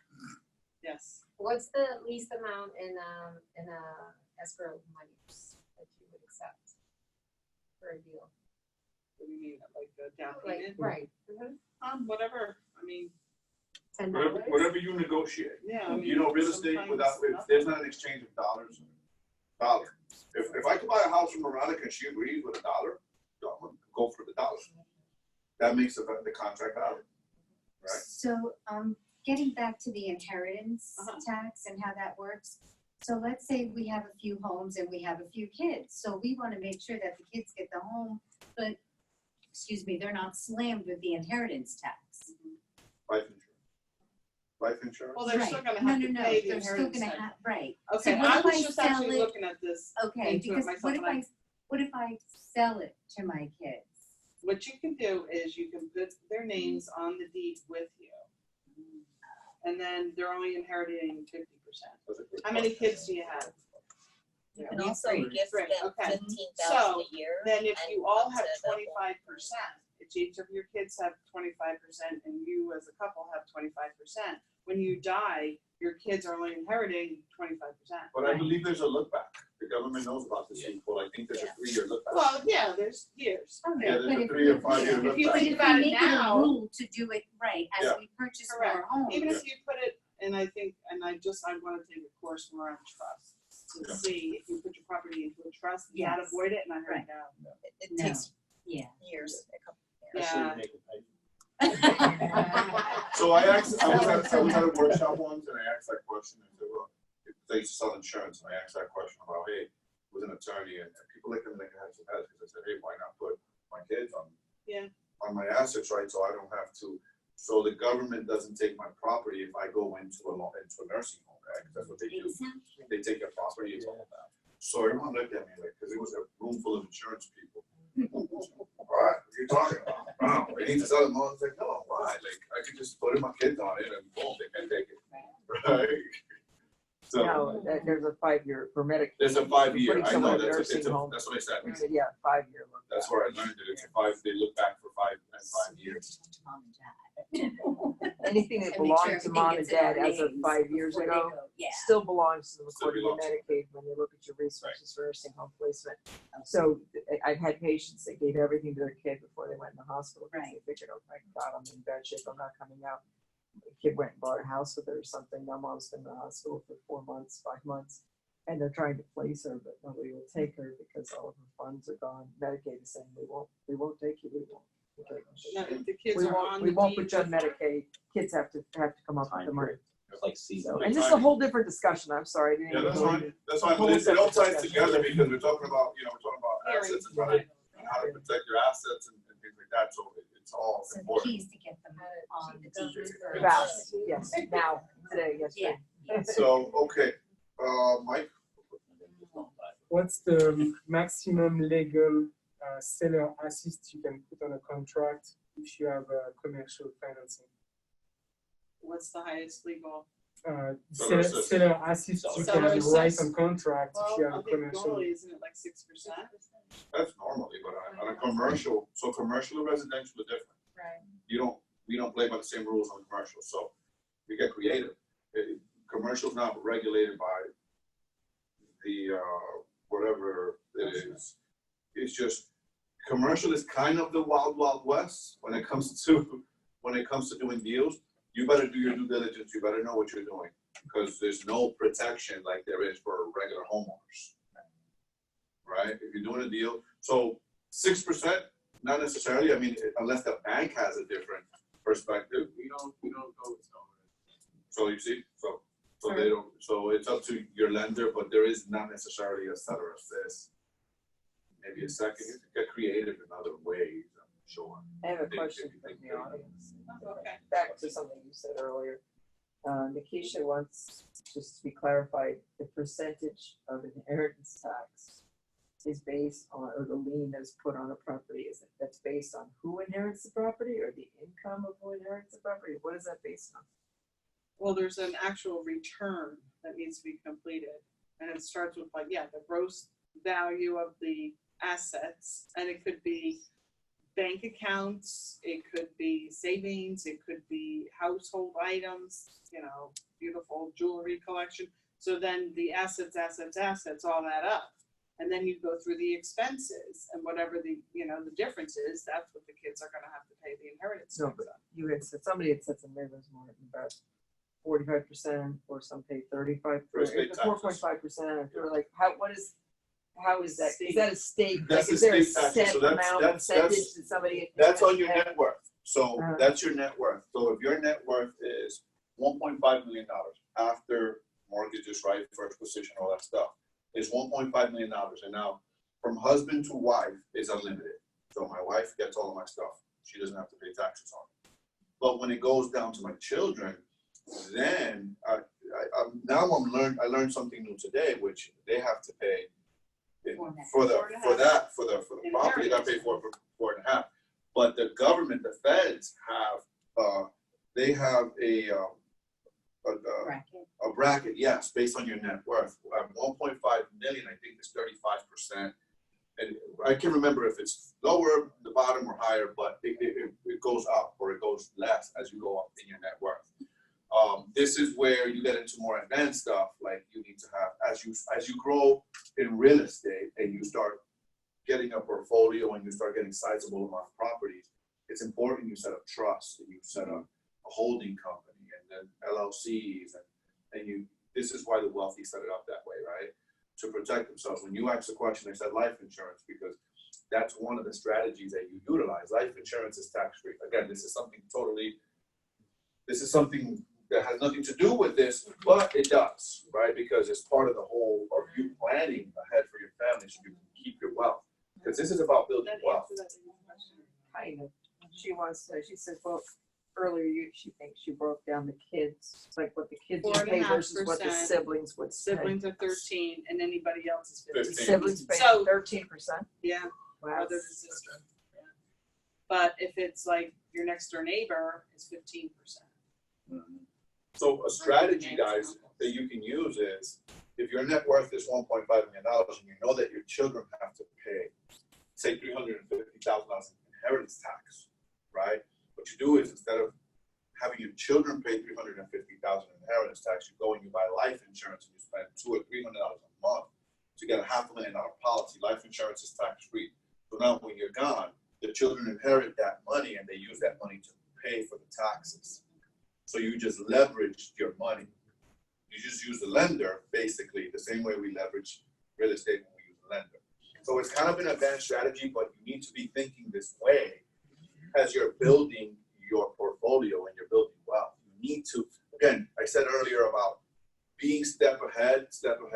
You know, I'm a strategist, so I'm constantly looking at what's my next move. What and how can I make my life easier, my business easier? What's the least amount that I can do to get the maximum output, right? And what's my best move, right? Questions.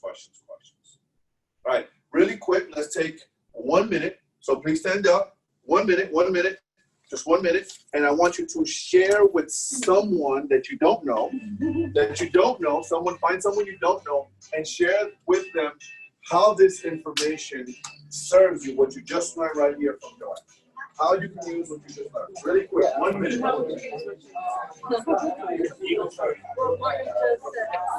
thing I'm thinking about now is, I would like to reach my husband. I'm trying to break up my rate. But I would also want to know, like, when I can I put my son into my niece?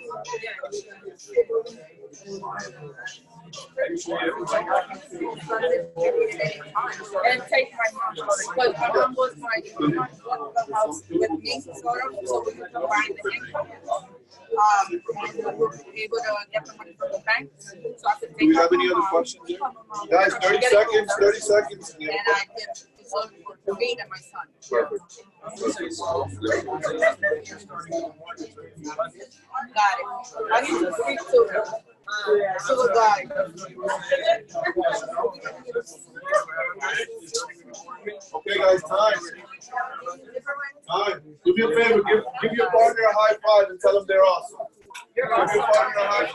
They're awesome.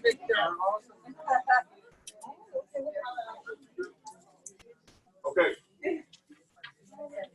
Who wants to share really quick? We have some shares there on the webinar. G? Doc, Yes, what do we have on the webinar? Like Keisha says, I learned to have a better financial structure in place for my heirs so they do not have additional financial burdens when I'm gone. A little out of the topic, but excellent statement. Neil wants to know Joanne's phone number, contact number. Joann, why don't you give them your number now so they can get it? You can put it on the chat. Go ahead. 570-424-5350. Guys, is this good? You guys found value today here? For what you learned, yes? Yeah. Right? Okay, great. Anyone in the room wants to share what they wrote down, what they learned? Sandra? Yeah, I haven't heard from you. Sandra, let's go. Cassandra. Hi, Cassandra.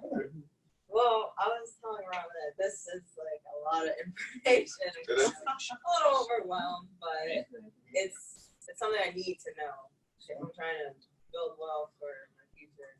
Education's Family and key, all. I would say. More you ask questions. Yep. Anyone else? Thank you, Cassandra. Let's give her a hand. Anyone else?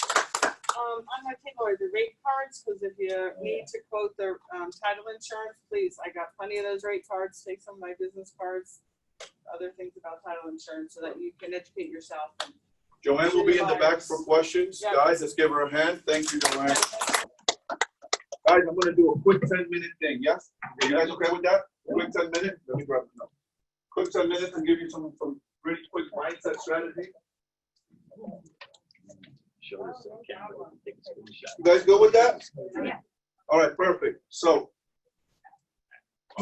okay, so let's talk about how many of you have ever fallen into the mindset of being a victim? There's a lot of that going around. Come on, be honest. Everyone in this room's hand should be raised, right? How many of us said, "Oh my gosh, why did this happen to me?" That's victim language, right? Why me? That's victim language, right? You guys too out there, right? Right? So, how many of you have ever said something like that? Probably most of us, right? Here's the thing. Most really successful people, okay, have 3 common traits that I will be sharing with you today. Okay, who wants to know those 3 common traits? Maybe you can adapt. Okay, right? Most successful people have 3 common traits. And the first trait, you want to take note of this, guys.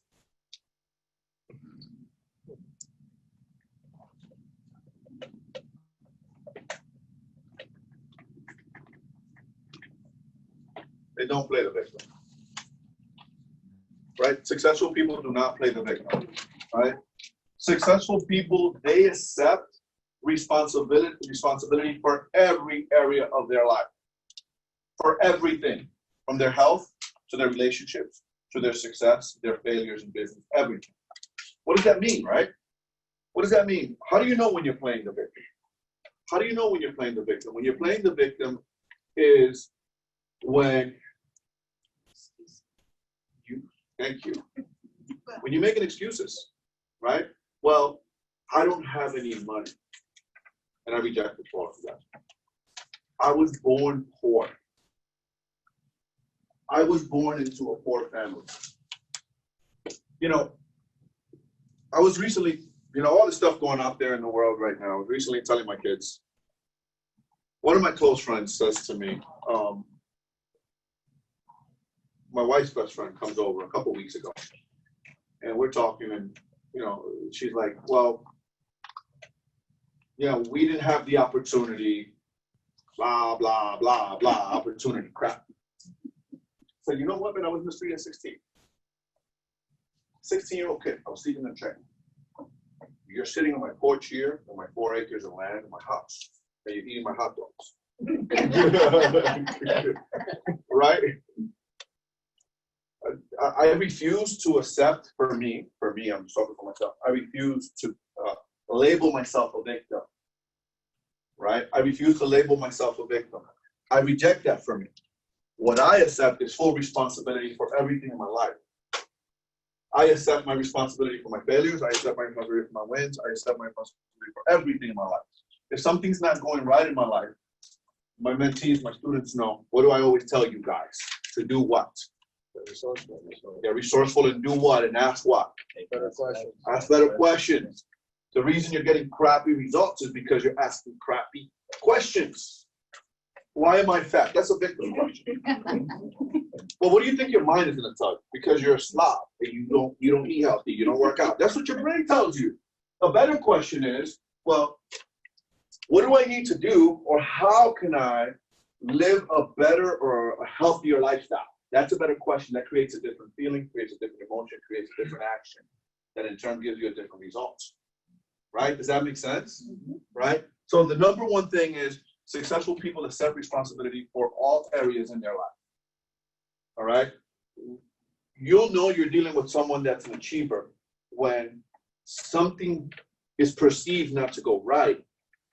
And what they're doing is they're asking, or they're saying something like, you know what? That worked out this way, and I learned this. So the next time around, I will be able to identify of that pattern, and I will be able to get better. Yes? Right? Right? Identify patterns and get better. Ask better questions. Number 2, here's a good one that a lot of us don't do, right?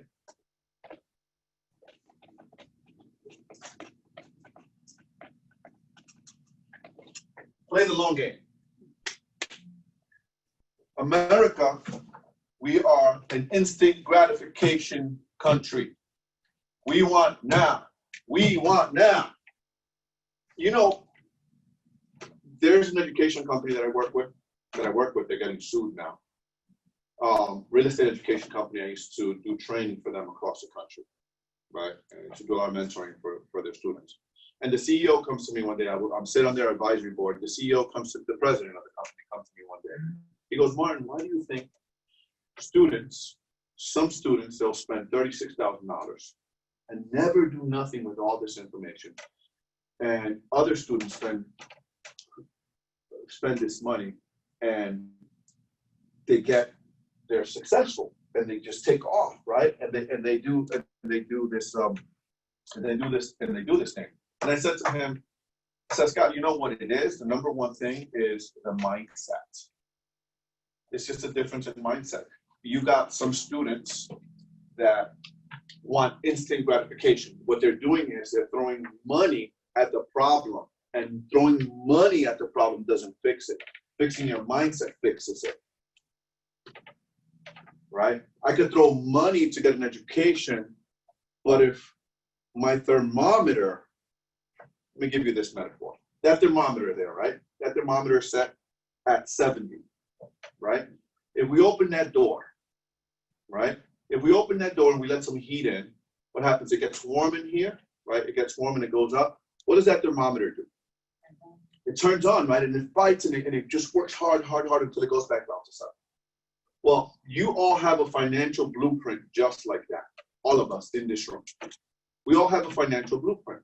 Why do you think that you have lottery winners that get all this money and then in 2 years or 5 years, they're broke? Because they have a financial blueprint. It's that thermostat that's set to 70. So now they got all this extra money and they have to spend it because they don't have the capability to maintain it because their thermostat is set to 70. Does that make sense? Mm-hmm. Right? So here is the thing. So the difference with the people that win in this business and those that don't, they're playing the long game. Guys, if you bought one asset a year, a quad, one quad a year, and that quad gave you $1,000 a year, $1,000 a month, $1,000. It's not a lot of money. It's not gonna light the world up, right? $1,000 a month, and you do that every year for 5 years. Most of us in this room would probably be financially free in 5 years.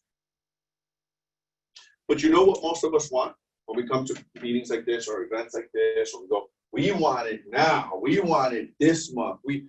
Tony Robbins says most people overestimate what they can do in a year, and they underestimate what they can do in 5. Most people, I'm gonna repeat that, most people overestimate what they can do in a year and underestimate what they can do in 5. If we would just be thinking the long game. Hey, this didn't work, what did I learn? How can I get better? Get better next time. This didn't work, what can I learn? How can I get better, right? We don't play the victim and we play the long game. Number 3, this is a big one, that most of you know it.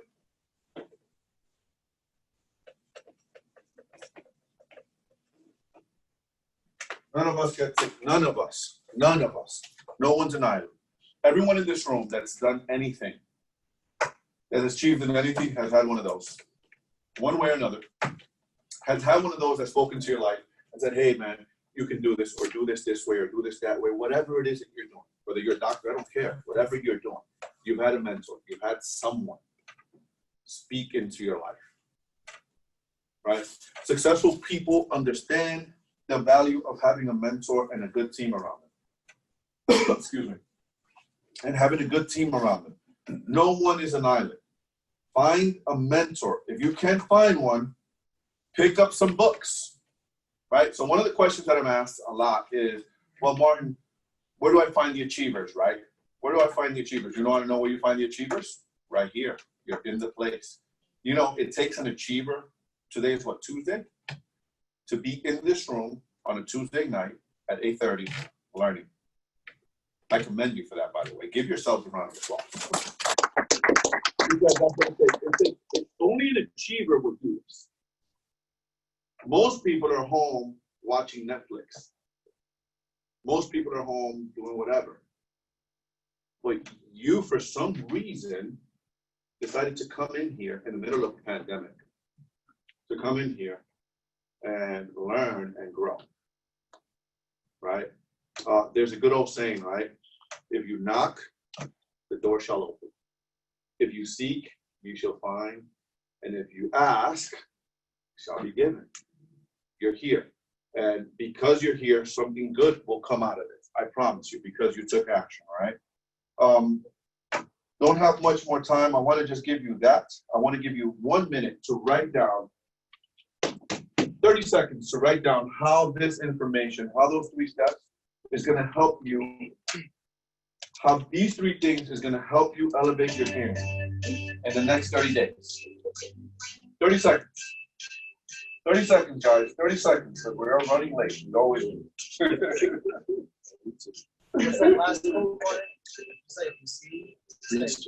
Ask, it shall be given. Seek and you shall find. Knock, the door shall be open. So ask and receive. Seek and find. Knock, and the door opens.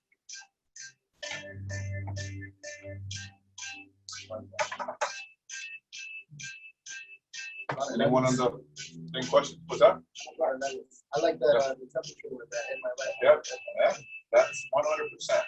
100% your temperature. It's in your head. Whatever temperature you're set, you will never make $1 over it. The way that's your standard. The way you raise your standard, want to know how? Get around other people that have higher standards. Get around other people that have higher standards. If you want to be an investor, right, a real estate investor, you need to be here every month because we're talking about real estate here every month. The people in this room are doing real estate. All of a sudden, we're talking about, hey, $1 million proof of funds letter. We're talking about LLC. We're talking about asset protection. These are conversations that you're probably not having with your friends at work. They're not talking about assets. They're not talking about net worth. They're not talking about these types of strategies. I can show you that. Right? I'm a human being and I live out there too, right? So, but the way you elevate your game is by putting yourself around these people because now you start having these conversations.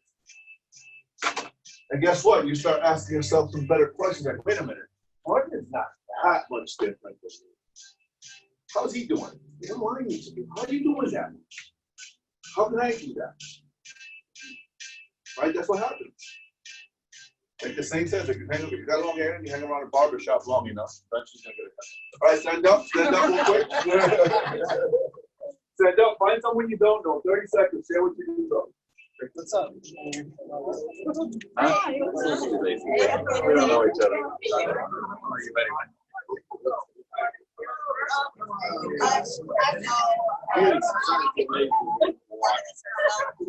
So, what you got? No, I just,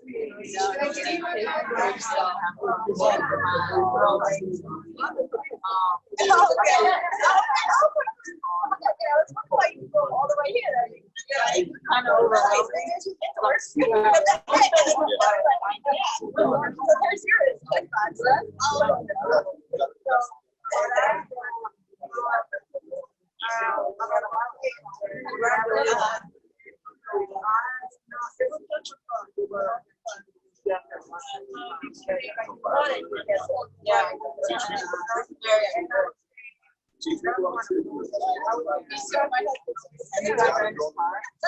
Yeah.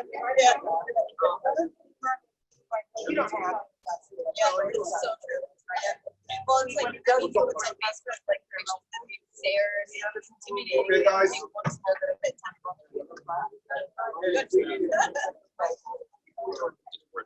Okay, stay right where you are. You guys can stay right where you are. You guys can stay right where you are. Who wants to share? Who wants to share with me what they? Who wants to share with the group? G. Well, What you first got? I have something to share from the audience. Okay, from the webinar. Designated audience. Yep. I would like to share this with family and make it a challenge to improve on accepting all responsibility as a family Ooh. and team. I love that. Let's get that in. Listen, once you accept responsibility for everything in your life, it's like it releases you. You stop playing the victim. You take your power back. Once you say, hey, the reason I'm broke is because of me and my mindset, because of something that I don't know. All of a sudden, that opens you up for the possibilities to start learning. You just opened up. It's no one else. It's not because I was bored. It's not because of this. It's not because of that. It's me. It's something I don't know. I haven't invested myself. I haven't done it. I haven't read it or do it, this and that. And then all of a sudden, those ideas start flooding into your brain. Okay, so I need to start doing this. I need to read this. I need to get involved in this.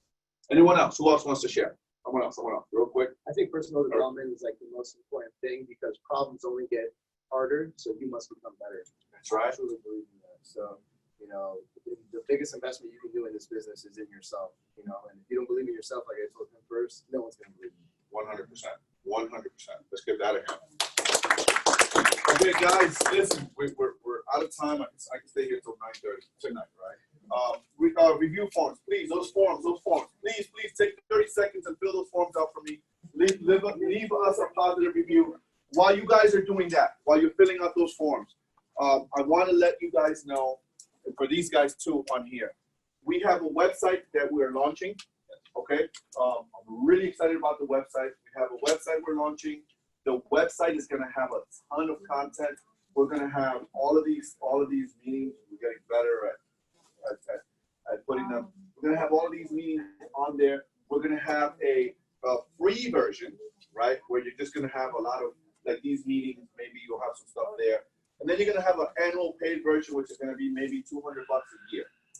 But that version, you'll be able to grab contract from there. You'll be able to grab courses from there. You'll be able to get a lot more stuff from there, right? So just want to let you guys know that we have that coming, and I'm super excited about that. It's been how long months we've been working on that, guys? A month or 2 months now? Yeah, a couple months now. So we're just putting a lot of stuff. Guys, don't forget, you won't keep learning. You need to stay in the energy. Listen to this podcast. I have a lot of good stuff. I'm putting on a lot of stats out there, and I didn't even get into the crisis that we're headed. But the last episode I uploaded yesterday, I'm talking about that crisis there. So I give the stats. I'm giving all of the information of what the experts are saying, how you should be planning, what you should be thinking, guys. 28 million evictions, right? We're headed for an eviction crisis. If that's the case, there's going to be opportunities. The question is, how are you guys? You need to start preparing, right? You need to start seeing the landscape ahead, and you need to start preparing to execute on those opportunities. So a lot of people are going to hurt, but when people hurt, right, there's opportunities. The question is, where your mindset is going to be. Are you going to be on the side of, I'm going to fall as a victim because the economy, COVID, blah, blah, blah story? Or you're going to say, okay, where's my opportunity? How can I get ready to take advantage? More millionaires are made during tough times than in any other time. how they merge.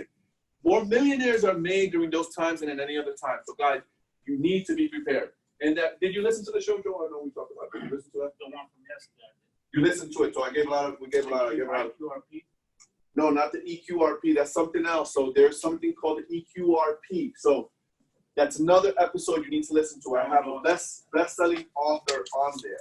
And he's a creator of EQRP. And what he's teaching there is that he's teaching you how to get access to your 401k money, put it into a EQRP, not a self-directed IRA, better than a self-directed IRA, and pay zero taxes on all of your gains as long as you put it back in there.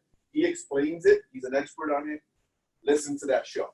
It's with Damian Lupo. He's an expert. Did you hear that one? Not yet. Rick? You're going to have to listen to it a couple of times. I'm telling you. You're going to have to listen to it a couple of times because it's not that easy to digest, but it's different. He explains it on there. He explains it on there because I asked him that question. What's the difference with EQRP and a self-directed? And he breaks it down. Okay? So, guys, you need to stay in the energy. You need to keep learning. Last thing. We have the property rehab tour where we're doing a full day and we're teaching all day. We're taking you to 2 properties. We're showing you what a medium, light, heavy rehab is. We're teaching you how to evaluate, how to create a contract. We are doing that on August 29th. on the 28th, 29th? 28th or 29th? 28th, 29th. That's Saturday, right? It's a It's Saturday. It's all day event, right? We're gonna go out. We're gonna do. The tickets for that is $199. If I don't have 5 people tonight that sign up, we're canceling because we don't have enough people. If I don't have 5 people to sign up for that tonight, we're canceling because I don't have enough people. So if that's the case, I have credit card forms back there. If I don't have 5 of them, I'm just gonna shut them. And I'm gonna just cancel it. That's the 29th. We're gonna be going to 2 properties that need work. Victor's contract that Victor's gonna show you. This is what you need to look